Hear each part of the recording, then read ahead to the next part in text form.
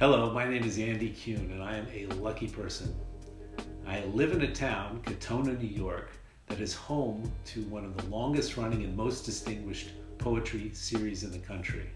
In fact, the Katonah Poetry Series this year is celebrating its 50th anniversary.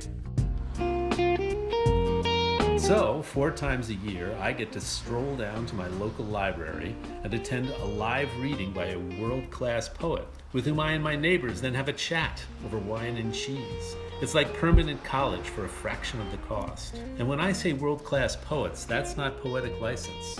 Billy Collins has been involved in choosing our poets for over 2 decades, and audiences have benefited enormously. Just in the last 5 years, our readers have included, besides Billy Collins himself, 2 other celebrated poets laureate of the United States, Kay Ryan and Robert Pinsky, plus myriad other very distinguished poets and people of letters. It so happens that by trade I'm a psychologist, so I spend a lot of time listening to people and asking questions. And by avocation, I'm a poet.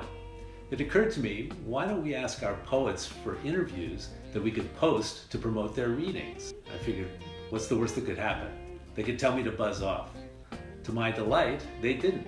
In fact, they took my questions and ran with them. Maybe partly because I really dug into their work, maybe partly because I have some practice asking questions that push the envelope. The poets surprised me with their answers. Several said they'd surprised themselves. We've collected 21 of these interviews into a book-length manuscript titled How a Poem Can Happen. Billy Collins has written the preface.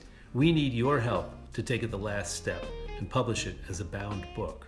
Now, you may be asking, why a book of interviews? Well, if you have any interest in poetry and in the creative process generally, there's a lot here for you. These writers provide us with a privileged look at what they're doing, how they're doing it, even why.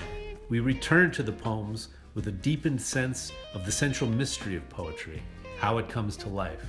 Please be a backer for our campaign to put these authors' fascinating reflections into print in a book made to last. In honoring their work, you will also be helping to celebrate and support this terrific cultural resource, the Katonah Poetry Series. Thanks.